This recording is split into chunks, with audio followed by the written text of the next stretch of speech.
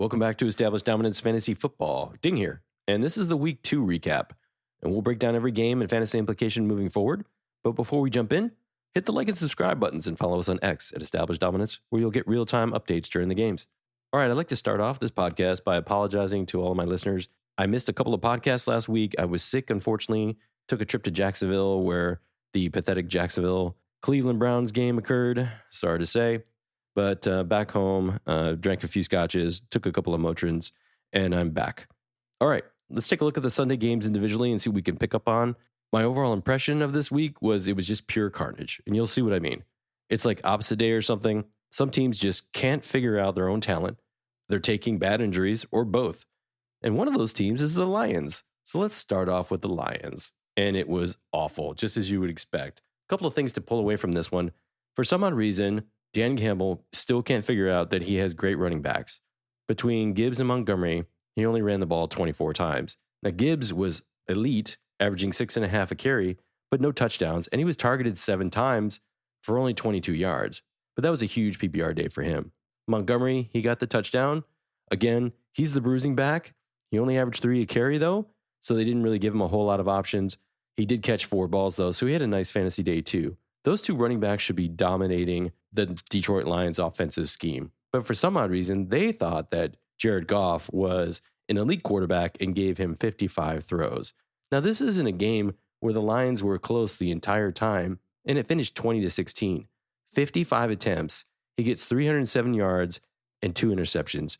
No touchdowns. I don't know what Dan Campbell is thinking, but that is not going to get him wins. And Laporta only targeted 3 times. So that's kind of the big takeaways for this week. Now, St. Brown, he got hurt, ankle problems. They're actually saying it's not that bad, and he'll probably be ready for week 3. Jameson Williams got 11 targets, only 5 catches, but 79 yards. If St. Brown sits, he's an automatic wide receiver 1. In fact, he's still, I think, top 15 right now, or actually top 12. So Jameson Williams is an elite play. You need to continue to play him if you've got him on your team. Moving on to the Bucs, Mayfield looked pretty good. He had a rushing touchdown and a passing touchdown, only 185 yards. He was pressured a lot, 5 sacks. Detroit's defense is elite. Irving had a bunch more carries than we anticipated. Rashad White only had 10 for 18, 1.8 a carry. That's not very good. I'd see Bucky Irving getting more carries as we move forward, although he wasn't elite either at 3.1. Godwin, wide receiver 1. I think he's number 1 in wide receivers this year so far, so he's having a great year. 7 for 117 and a touchdown. Continue to play him. Evans kind of disappeared this week. I think Detroit probably took him out of the game plan, but I mean, Godwin is also an elite wide receiver, so you can't just double Evans all the time. Now let's talk about the Monday Night Football that everyone is talking about. Eagles versus Atlanta. What a train wreck. Way to go, Barkley. You dropped the game winner.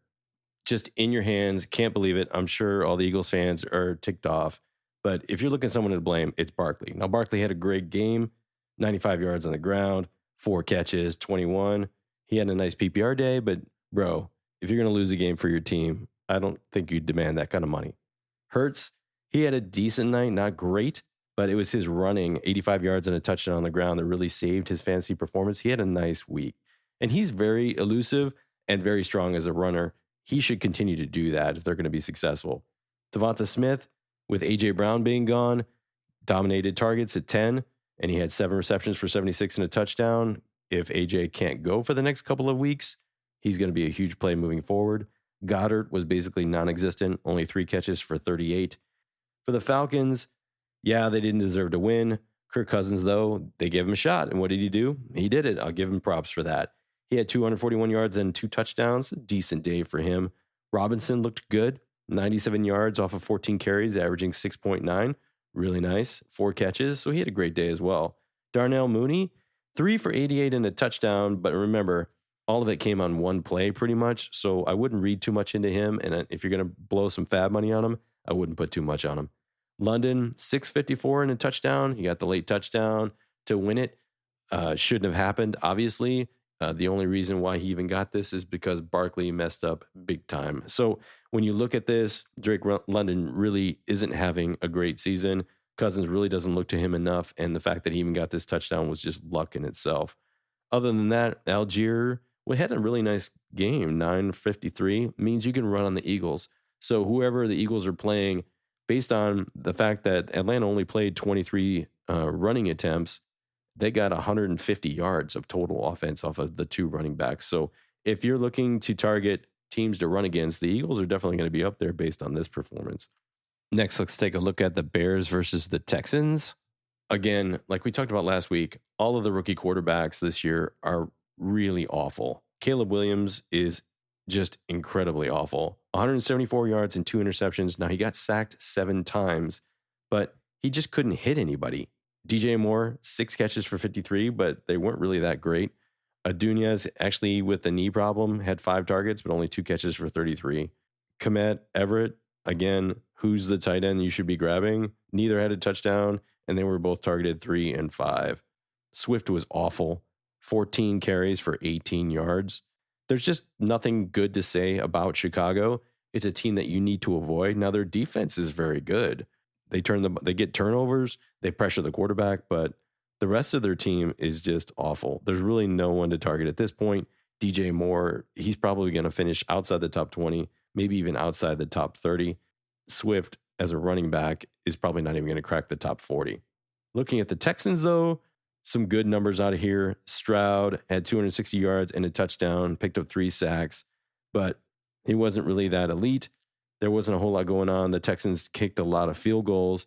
From a running perspective, Mixon only had 9 rushes and 25. He got hurt on that hip drop tackle. They pulled him out of the game. I think he'll be okay moving forward, but you need to monitor his progress throughout the week. Akers was the guy coming in after him.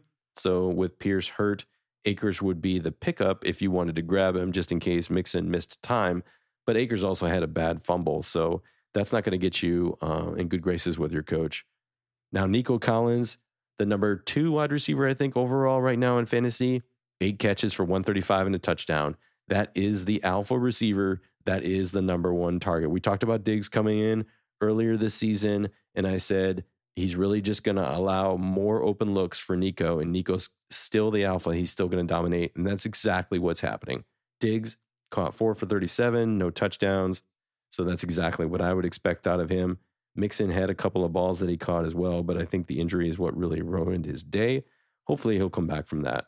Okay, let's take a look at the Steelers and Broncos. Now, both of these teams are awful, but the Steelers are 2-0, and I have no idea why, to be honest. Justin Fields, 20 attempts for 117 yards and a touchdown. Now, that's not elite, but he's getting the job done. I give him that. I would rather see Russell Wilson come in if I was a Pickens owner, to be honest. Najee Harris, if you're a Najee Harris owner, I have in one of my leagues, 17 for 69. That's not very good. And then he's only getting 2 looks from a throwing perspective. He caught 1 ball for 5. Najee is going to have trouble breaking the top 20 this year. Warren came in, was a little bit better than Najee, 9 rushes for 42 yards, and then he's getting 2 catches for 19. Neither of these guys are going to break the top 20 with this kind of limited usage. Fields just doesn't give enough targets around. He just cannot read defenses, and after his first look, he's thinking about running or he's going to make a mistake with the ball. Pickens only catching 2 balls for 29 on 4 targets and Freiermuth only getting 4 targets. That's not going to be good moving forward. Now, the Denver defense is better than everyone thinks, but if you look at the first 2 games for Pittsburgh, right now, they're not going to be able to put up a whole lot of points on the board. Let's take a look at the Broncos. There's not much to say other than Bo Nix is easily the worst quarterback out there behind, of course, Bryce Young on Carolina, who's no longer going to be playing. Bo Nix, 35 attempts, 246 yards, and 2 interceptions. The running backs on the team, Javonte Williams and McLaughlin, they were almost non-existent, averaging 1.5 and 2 yards a carry. Reynolds had a good week, 4 for 93. Humphrey, 4 for 50. Williams, 5 for 48. Sutton was almost non-existent at 1 for 26. There's just no one on this team that's commanding targets or having a really good week. Bo Nix is really bad, and they want him to keep throwing the ball. So there's going to be some targets. There's going to be guys who get close, like Reynolds. 4 for 93 is good from a PPR standpoint, but none of these guys are going to put up consistent points that you're going to want to play them every week. Defensively, they're holding up, but it's the Steelers. When they go up against a high-powered offense, they're going to get crushed. Okay, let's take a look at the Bengals and the Chiefs. Yeah, I know everyone's like, oh, it's the refs. The Chiefs keep getting the calls. Oh, the cheating, whatever. There were so many opportunities for Cincinnati to win this game. They should have won the game. Let's just call a spade here. But it is what it is now. The Chiefs get the win at home, barely, and let's take a look at it. Joe Burrow, 258 yards and 2 touchdowns. Decent week. I was actually kind of a little bit surprised by this. Gesicki catching 7 for 91 off of 9 targets, and he led the team. He looked really good. I mean, he's going to be a top 15 tight end, and he got a touchdown taken away from him last week, and the NFL admitted that. So he should be a lot higher in the tight end pecking pool. And if he's out there, he's definitely someone you want to get, especially with T. Higgins gone and Chase playing as bad as he is. From a rushing standpoint, Zach Moss was pretty ineffective. Chase Brown really didn't come in. He only had 4 for 31. Very effective, but they only gave him 4 touches. And that's something you should be worried about if you're a Chase Brown owner. If you're a Zach Moss owner, he only caught one catch for 13 yards. And Chase wasn't even targeted. Chase Brown wasn't targeted. So that's something to worry about. And then Burrow with his multiple fumbles, that was not great. From the receiver standpoint, Jamar Chase, 4 catches for 35. Lascivis, 2 catches, 7 yards, 2 touchdowns. So don't get all excited about, I got to go get Lascivis right now. He had 2 touchdowns, 7 yards total. So he's getting the red zone looks. That's awesome. But he's 100% a touchdown dependent kind of guy. So if you're not getting a touchdown from him, you get almost 0. So think about that. All right, from the Chiefs, Mahomes not looking good. 151 for 2 touchdowns and 2 interceptions. That's not great. He didn't really do a whole lot of running, but he was effective. He got 29 yards rushing. Pacheco had a nice day, 90 yards until he broke his leg. And now Pacheco's out for at least probably, they put him on IR. That's a minimum 4 weeks, but he broke his leg. You're looking at like 7, 8, maybe 9 weeks, I'd say, just to get him healthy. And then he's going to be out of the flow and they're going to have to get him back up to football strength. So the big question is, who do you pick up? Steele is probably going to be the guy who gets first and second down, and then Perrine will be the pass catching back for third down, although he dropped a ball in that game that was so easy he should have grabbed. So none of them are really exciting. They picked up Kareem Hunt, so that's something that you need to monitor. But Kareem Hunt is not in football shape. He doesn't know the playbook. And if he were to even play week 3, he'd get 1 or 2 touches. So don't go and blow your fab getting Kareem Hunt. This guy isn't going to play week 3 probably. And then week 4, he probably won't even have an impact. Rashid Rice dominated targets as well as the numbers, 5 receptions for 75 and a touchdown. And then Pacheco also had 5 catches. Again, he's hurt though. Unfortunately, that's bad. For Worthy, very disappointed here. Only 4 targets, 2 catches, and 17 yards. That's a terrible day from a PPR standpoint. Worthy should still, moving forward, be a good play, but Kansas City really needs to figure out that they are a throw-first team. Kelsey, 1 catch for 5 yards, only 3 targets. With the loss of Pacheco, they are going to go more heavy on the pass. You'll see this in week 3. I guarantee it. You're going to see probably Mahomes come out with like 300 yards and 4 touchdowns. I'm just going to call it right now. I think that's the case. And Andy Reid's going to figure out that they need to throw the ball more. All right, let's talk about one of the biggest head scratchers of the week. Rams versus Cardinals. Do we start with the good, the bad, or the ugly? Let's start with the ugly. Matt Stafford, 216 yards, took 5 sacks, no touchdowns, no interceptions. Couldn't get the ball to anyone. Of course, he lost Kupp. Kupp only had 4 catches for 37. But now Kupp is hurt, and we're going to be missing him for a few weeks. And now the entire team is scrambling. They didn't commit to the run. They gave Kyron 12 carries for 25 yards. Did get a touchdown, saved his week, and he also caught 4 balls for 27. He's going to have to double those numbers moving forward for them. They just do not have the receiver core anymore to help him out. So the Rams need to focus on the run. They need to bring in Blake Corum some more. He had 8 rushes for 28. That was decent. So they're going to have to work their running backs, and they're going to have to rely on Robinson, who only got 4 targets, caught 2 of them for 50. Atwell, who has some talent. He's a little speedster. He caught 3 for 48. And then Whittington finally got some good play at 2 for 22. He caught both of his catches. Moving forward, they're going to have to rely on Robinson, Atwell, and Whittington. As far as the waiver wire is concerned, we'll talk about this more in the next podcast, but the play here would be Robinson first since he's played in every game. And then maybe Atwell because Stafford has a rapport with him. Whittington, I like him. He's young, but he's going to make young mistakes. And I would rather have those top 2 besides him. Parkinson was really the letdown here As a tight end, he only saw two looks, caught one ball for 12 yards. He's going to need to be relied on moving forward. I hope the coaching staff figures that one out. On the Cardinal side, here's the good. Kyler Murray was elite because he figured out he has Harrison as a wide receiver.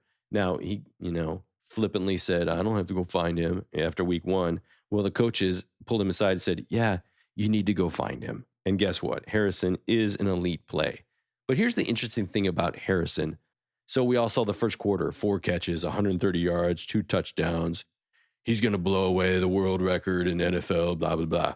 Yeah, well, his next 4 targets, he didn't catch a single one of them. And that's it. He had 8 targets. Trey McBride had 6 for 67. He had a nice day. And I know McBride owners are happy to see that. But after that, there was really nobody. I mean, Murray only had 21 attempts on the day. Their defense was getting them points. They were getting huge catches from Harrison. And then Connor, obviously, 21 for 122 and a touchdown. That is elite. Benson, he actually got 11 carries and got only 10 yards. If you have Trey Benson and you thought he was going to be somebody in this offense, no.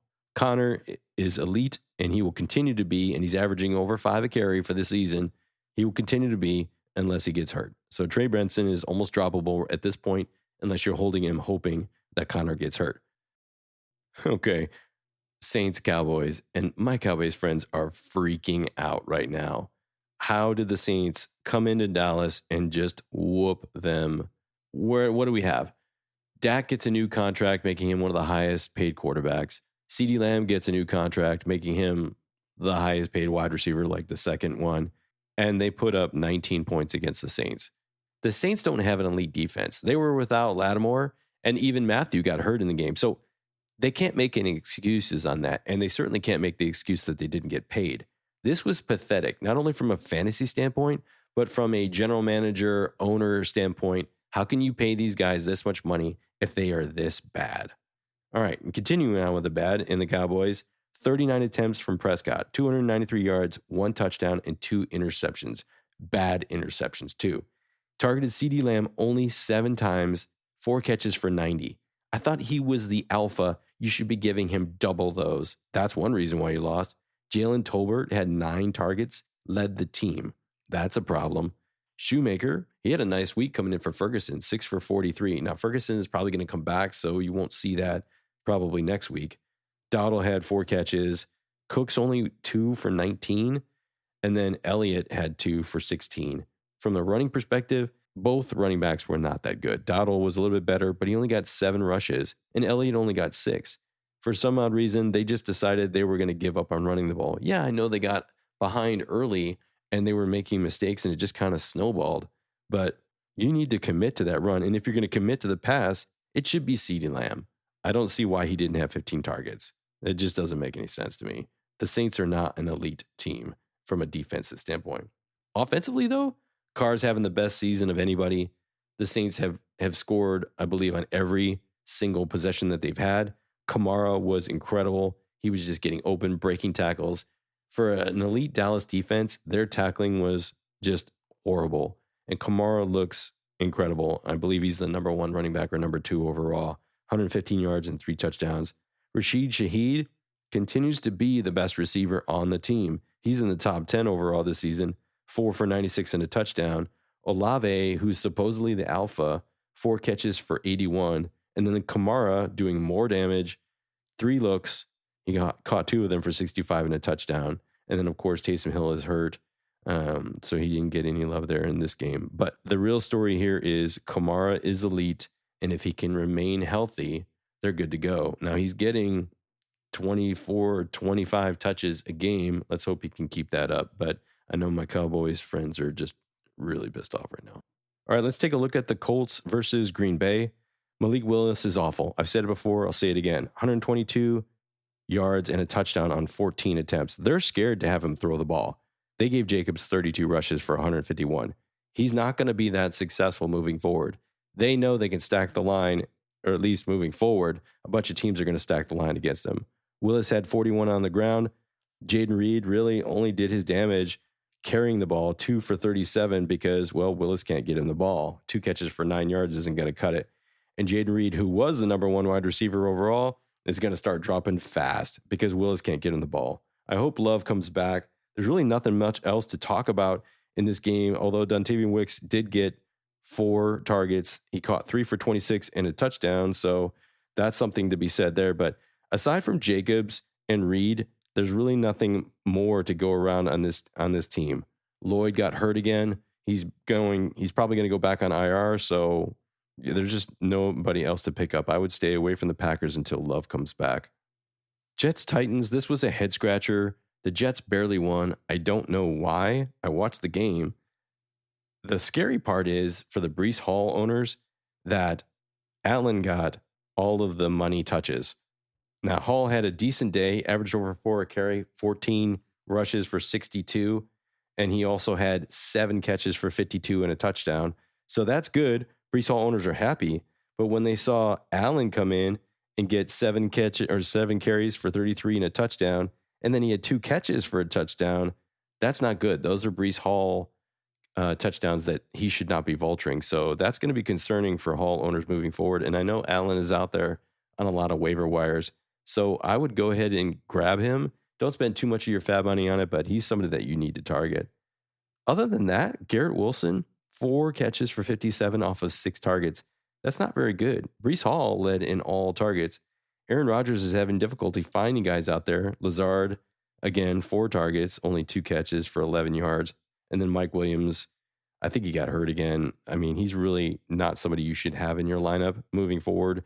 I would avoid that. Looking at the Titans, Will Levis, terrible. 28 attempts for 192 yards and a touchdown and an interception.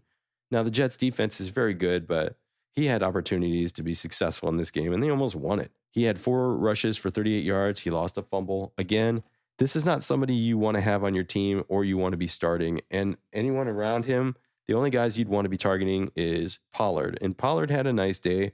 He had 5 catches for 40 yards, tied for the number 1 in targets on the team with Ridley, and he had 62 yards on the ground. So from a PPR standpoint, Pollard is the guy. Tyjae Spears is not the guy.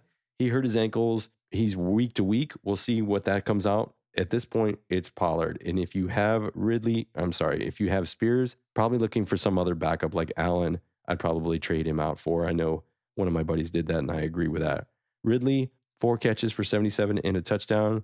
He appears to be the alpha on the team. Not that he's really getting that many looks, but he's getting the quality looks and the touchdowns. So that's a good thing. And then Hopkins, again, 2 targets, 1 reception for 9 yards. DeAndre Hopkins has been a disappointment for someone as elite as he used to be. Will Levis just cannot get him the ball. Moving on to the most ridiculous loss of the week. The Niners lose to the Vikings. Sam Darnold beats the Niners, who just beat the Jets at home last week. That should never have happened. That was a pathetic game from every standpoint. Now, I know that there were some injuries, but Samuel was targeted 8 times for 110 yards before he got injured, and now he's going to be out for a couple of weeks. Kittle went 7 of 76 for a touchdown. Ayuk continues to be, where are you now, bro? 4 for 43 on only 5 targets, so they're obviously not looking at him. Mason, 20 carries for 100 yards and a touchdown. By all accounts, if you add in Purdy's numbers of 319 yards, a touchdown, interception, you would think that they had won the game. But the Vikings forced the fumbles that they needed to get the turnovers and win the game. Darnold, for everybody who thinks that Darnold out there is just totally elite because, did you see the Jefferson 97-yard touchdown? Yeah, he hit him for like a 25-yard throw, and then Jefferson beat like 7 people because he's an elite wide receiver. Without Jefferson on the team, he doesn't get that touchdown. He had 268 for 2 touchdowns and an interception. Half of that went to Jefferson.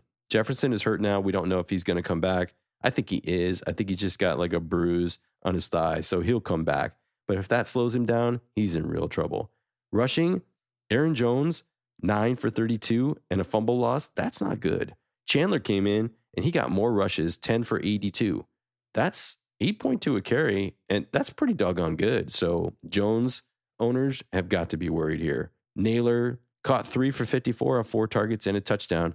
I'm telling you, this kid moving forward with Addison gone, he's just going to get more looks, just like I said last week. Jones caught 5 for 36, which really just saved his day from an utter catastrophe.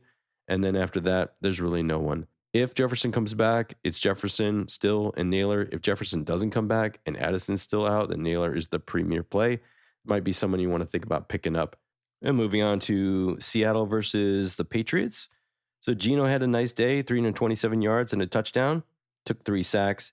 Obviously, with Walker gone, Charbonnet was the running back coming in, but he didn't have a good day. And if you thought he was going to be Walker-esque, you were wrong. He did get the touchdown, 14 carries for 38 yards and a touchdown. Then he caught 5 balls for 31. But Walker is really the premium running back here. But if you picked up Charbonnet, you got a nice return on your investment. Hopefully you didn't blow your entire fab on him. DK Metcalf was incredible. 10 catches off of 14 targets for 129 and a touchdown. Still has elite breakaway speed. Lockett disappeared on this one, 2 for 15, even though he was a PPR monster in week 1. So that's an interesting one. Now, Smith and Jigba, 16 targets, led the team, 12 receptions for 117. So if you put in, or if you got this guy in a best ball in like round 15 to 19, you are super happy to see this. Lockett was nowhere on this one. Smith and Jigba does have great speed. So if this is something that's going to be moving forward, if you're a Lockett owner, you could be in trouble. Now, it was a tough game for the Patriots, or correction, for Seattle. They did win the game, but the Patriots defense is pretty decent. Jacoby Brissett, 149 yards and a touchdown, not great.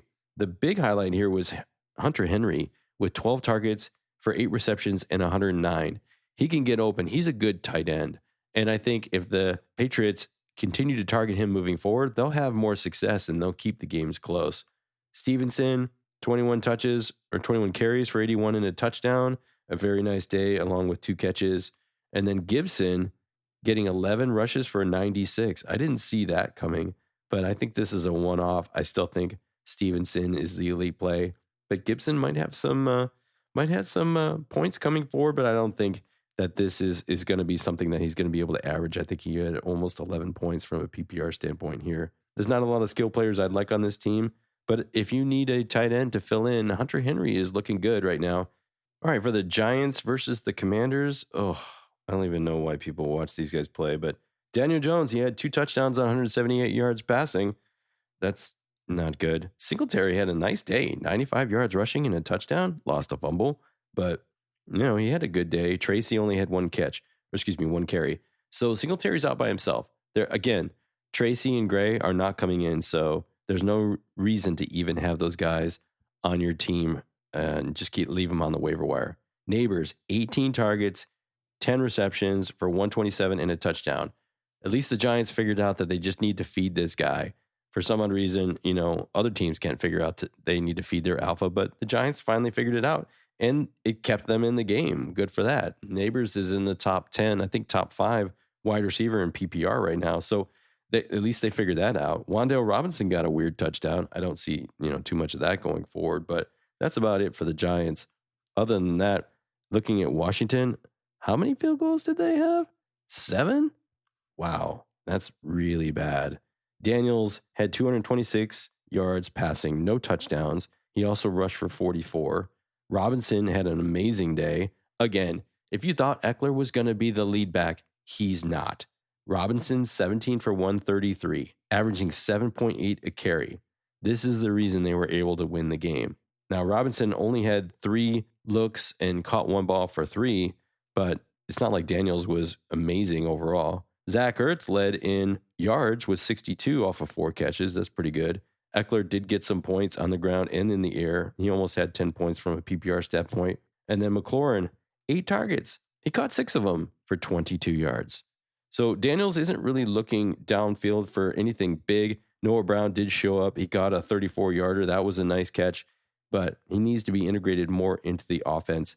The fact that he outperformed McLaurin is disgusting, but I just don't think Daniels is looking at McLaurin or can get him the ball if McLaurin is facing a top corner. Unfortunately, if you're a McLaurin owner, this is going to be about the best you can get. If you're lucky, you'll get a touchdown here and there. Daniels so far is not developing as a quarterback. He's running the ball, but with Brian Robinson Jr., he can keep them close. So at least he didn't make any mistakes as far as fumbling or interceptions. So there's a positive. Okay, Chargers, Panthers. We're not going to spend too much time on this. Herbert had 2 touchdowns and an interception, 130 yards. There's just not much going on there from a passing standpoint. Dobbins, 17 for 131 and a touchdown. Yeah, he's elite. Edwards, 18 for 59. So they both had roughly the same, but obviously Dobbins is getting more out of it. Herbert had a fumble, not great. Quentin Johnson apparently is the alpha right now, 6 targets, 5 receptions for 51, and 2 touchdowns. But temper your expectations moving forward, okay? This is the Carolina Panthers.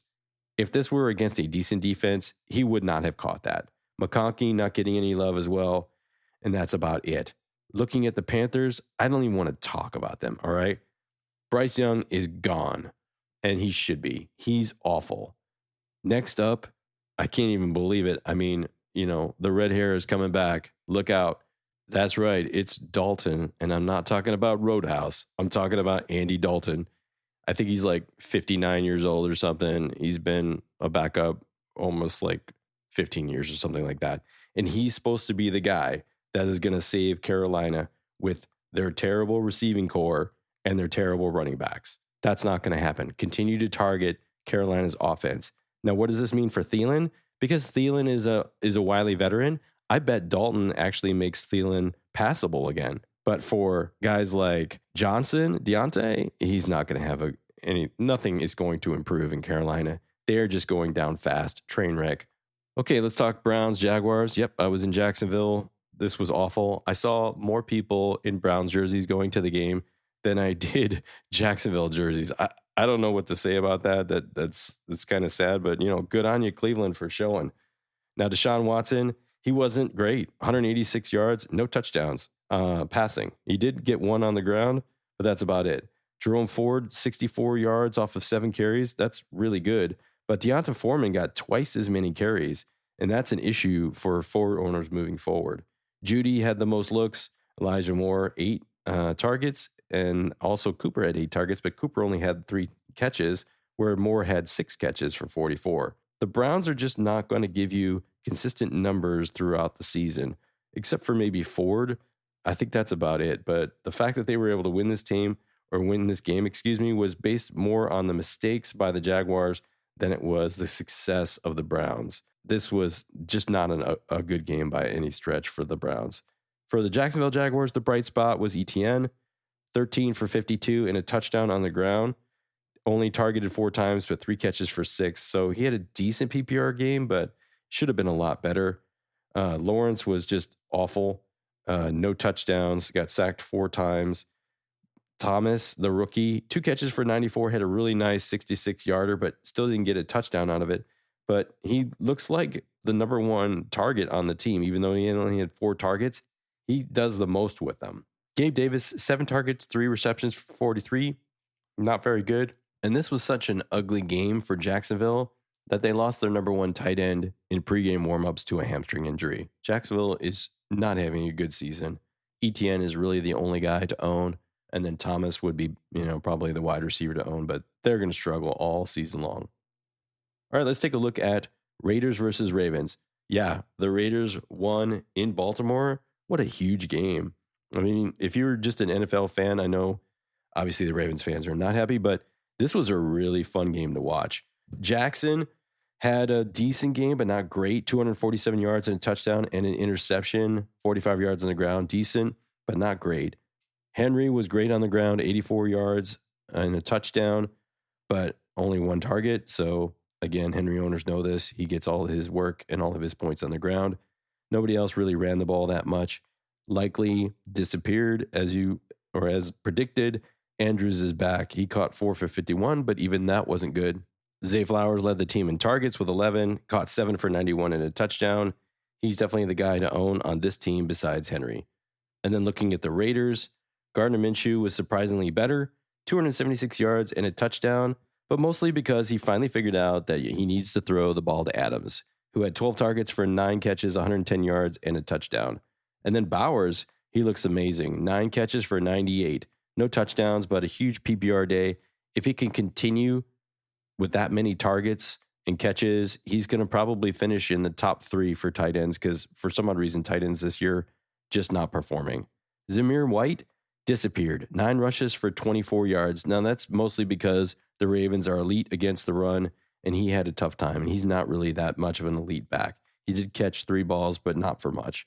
And then Jacoby Myers really taking a back seat as the third option for Minshew, catching 4 for 29. Shout out to the Raiders defense in this one. They really disrupted Lamar Jackson. I know it's only 2 sacks and 1 interception, but it looked a lot worse real time, and that's probably why the Raiders ended up winning. And the last game was the Thursday night game where the Bills went into Miami and Tua got the concussion. Obviously, that's the reason why the entire game went bad. Tua is about to go on IR, so he'll be out for 4 weeks. Tyreek Hill, only 3 catches for 24, not good. A-Chain had the best night, 22 for 96 and 7 catches for 69. But when Tua went out, Skylar Thompson was completely ineffective. Now, I know they went out and grabbed Huntley off of the practice squad for the Ravens, so I think he'll be the quarterback moving forward. Huntley can throw the ball, but he also likes to run the ball, and he's very indecisive, and he turns over the ball a lot. So I think there's going to be struggles for Hill and Waddle moving forward. Everyone on the team had a bad night. Obviously, for the Bills, it was a good night. Cook had 2 touchdowns on the ground with 78 yards rushing, and then added another in the air, but that was only 1 target, so don't get excited over that. But he looked really good. Shakir went 5 for 54. That's good. He led in targets and receiving, but Allen really didn't throw the ball that much. He only had 1 touchdown passing and 139 yards. He really wasn't able to do much else. And he fumbled the ball once when he was running with it. So you're hoping that Allen does better moving forward because he had kind of a rough night. But this was about Tua, the interceptions, and the injury. And that's what, moving forward, if you have Dolphin skill players besides A-Chain, I know you're concerned. And that's it for the week 2 wrap up. Overall impressions, the rookie quarterbacks are still bad. If you've got a defense that's going up against Carolina, Denver, Washington, or the Giants, you need to target those, especially if it's on the waiver wire, go grab them. Other than that, there were a lot of injuries, so keep up with it during the week and follow me on X where I can get you up to date if you don't have the time. As always, I want to give a shout out to the men and women who protect the freedoms that we hold dear. Thank you for your service and sacrifice. And finally, thanks for listening. If you enjoy this podcast, please like and subscribe and follow me on YouTube, Apple, Spotify, or wherever you get your podcasts. Our next episode will take a look at the waiver wire for week 3. But until then, remember, established dominance isn't just a catchphrase. It's a commitment. Are you ready?